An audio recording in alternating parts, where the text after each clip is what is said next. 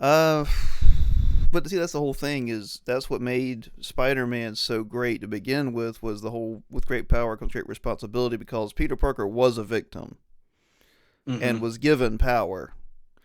And Mm-hmm. Uncle Ben's whole thing was nipping that in the bud and saying, with By great selling power, rice. yeah, Peter Parker's his relatives, Uncle Ben and Aunt Jemima.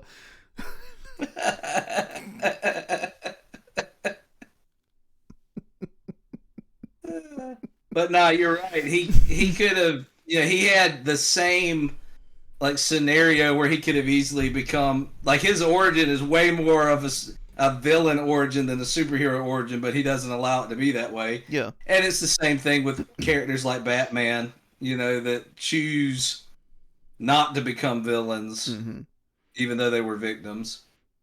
Yeah, the villain part. I mean, and this is what George Lucas, of course, captured so perfectly with the dark side, was that it's easy to give in to your Mm-hmm. emotions. It's easy to justify your actions. To this day, people still don't get. I know Star Wars has been overanalyzed to death, but they still don't understand, or I shouldn't say understand, but they still don't express how great and simply George Lucas wrapped up those ideas and Yeah. did it so. And that's the reason people loved it, and that's why they didn't like the sequels, is because Rey never struggled with that. Neither did Kylo. Like Kylo, Yeah. I'm being pulled to the light side. Oh, the good wants me too much. Like, I'm gonna be too good. What a stupid Yeah. idea. Yeah, the light side was drawing him so strongly that it has made his nose just longer.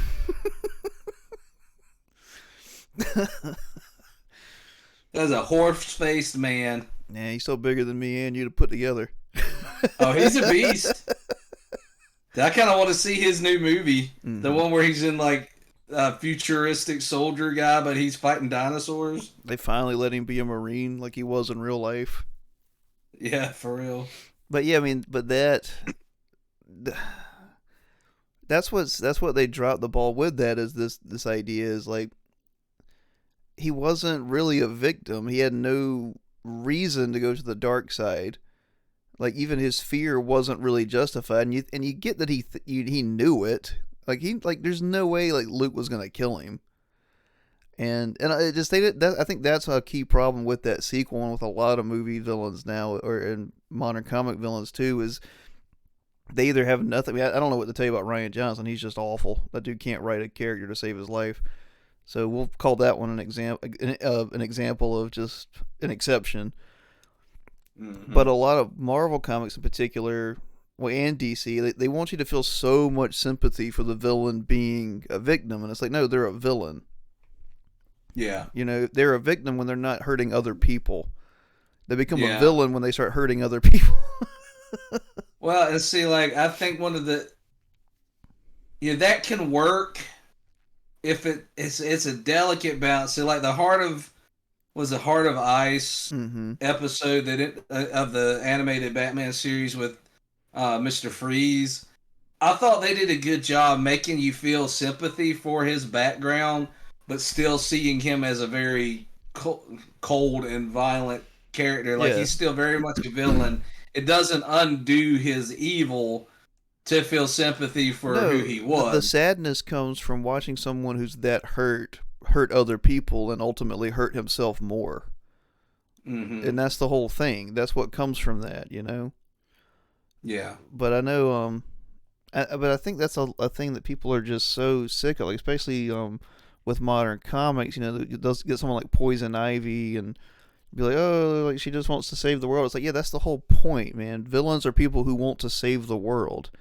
Heroes save people. Like, Yeah. and what's strange is I forget who wrote it. Was it